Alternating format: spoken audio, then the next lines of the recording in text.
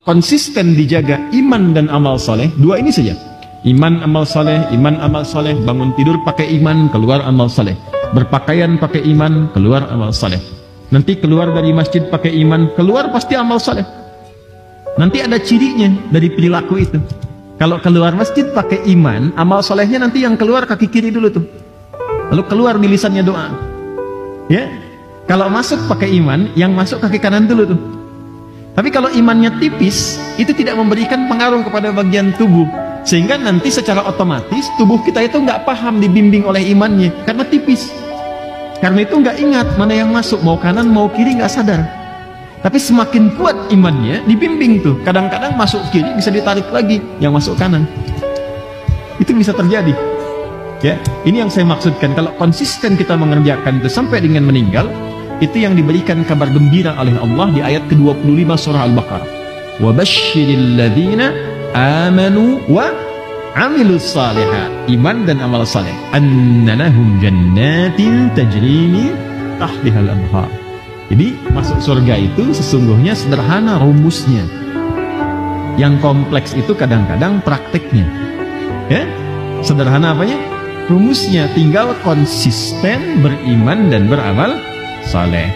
Untuk konsisten itu kita butuh kekuatan, butuh pondasi, dan pondasi yang terbaik untuk membuat kita konsisten dalam beramal tiada yang lain kecuali pengetahuan. Karena itu iman dengan ilmu itu satu sandingan. Kalau Anda belajar ilmu saraf, nanti ada istilah qalbun. Ya, qalbun itu nanti pertukaran atau perpindahan huruf.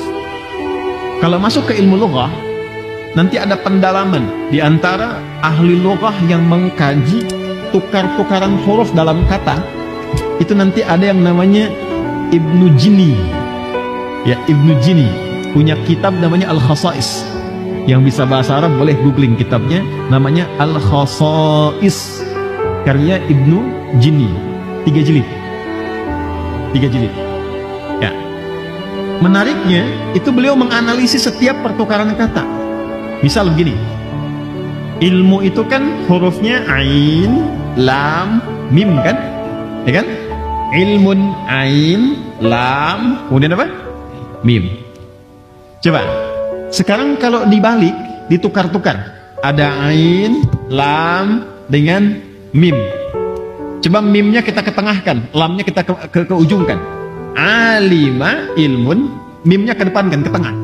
Jadi apa? Amila, jadi amal. Ya. Nah, selalu ada keterkaitan. Jadi ini yang menjadikan satu istilah muncul, ilmu tanpa amal itu ibarat pohon tak berbuah. Amal tanpa ilmu kosong, bisa berantakan. Karena itu seperti sayap burung keduanya, kalau satu bermasalah itu tidak akan terbang. Jadi antara amila dengan alima itu selalu bersanding. Bahkan tauhid pun kalau ingin beramal pakai ilmu dulu. Quran surah Muhammad SAW, surah 47 di ayat 19, sebelum kita la ilaha illallah, itu kan amalan pertama lisan kan, la ilaha illallah. Kalau ingin kuat fondasi la ilaha illallahnya, maka pakai ilmu.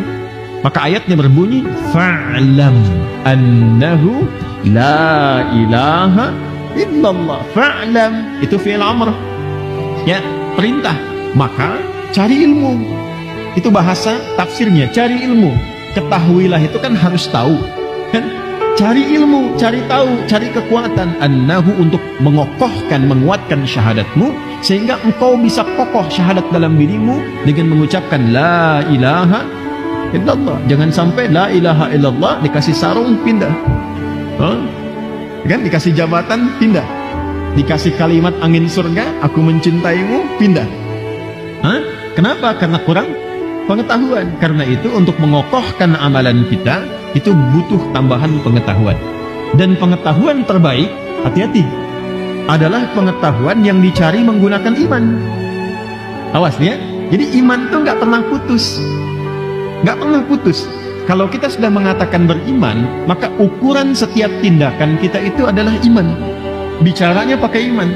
Beda antara bertutur dengan iman dengan tidak menggunakan iman, itu beda. Akan lain. Menulis itu pakai iman, bekerja itu pakai iman, termasuk mencari ilmu pun pakai iman. Dan indahnya ketika seseorang datang ke majelis ilmu, dan mencari ilmu itu menggunakan iman, maka yang pertama kali diangkat oleh Allah itu bukan ilmunya, tapi imannya. Iman dulu, baru ilmu ditambahkan. Itu yang dimaksud di surah Al-Mujadalah ayat yang ke-11. Yarfa'illahu alladhina amanu minkum walladhina utul ilma darajat. Itu kan tidak berdiri sendiri, ayatnya dibuka dengan panggilan untuk mendatangi majlis ilmu. Ya ayyuhalladzina amanu idza qila lakum tafassahu fil majalis. Hai orang-orang yang beriman, imannya dulu kan disebutkan. Baru orang beriman itu suka men-share majlis-majlis ilmu. Ya, walaupun dia tidak punya kesempatan untuk datang, dia berusaha maksimal untuk mendapatkan bagian pengetahuannya. Minimal dia share. Kalau dia hadir, dia berbagi itu. Bagi tempat, diluas-luaskan, ya. Itu maknanya bisa banyak.